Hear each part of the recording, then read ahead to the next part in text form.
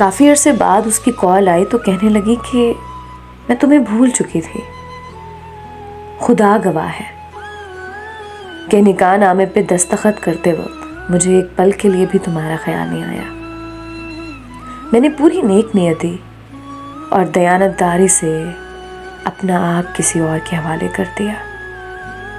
شادی کی اگلی صبح جب میری ساس نے سارے گھر والوں کے لیے ناشتہ بنانے کو کہا تو مجھے ایک دم سے تمہاری یاد آئی، جب تم نے کہا تھا کہ شادی کے بعد تمہاری مہندی اترنے تک کسی کام کو ہاتھ نہیں لگانے دو گے۔ گرمی سے بے حال رات کا کھانا بنا کے گھر والوں کو دیا۔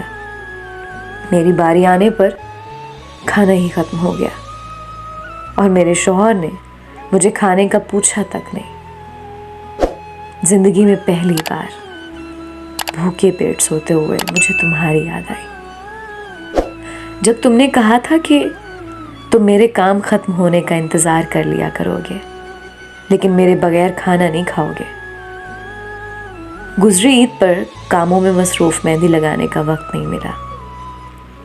چاند رات کو میرا شوہر اپنی بہن کو چوڑیاں دلانے کے لیے گیا اور میری ساس نے مجھے یہ کہہ کر نہ جانے دیا کہ تم مہندی چوڑیاں لینے جاؤ گی تو ہزاروں کام ویسے ہی پڑے رہیں گے، وہ کون کرے گا؟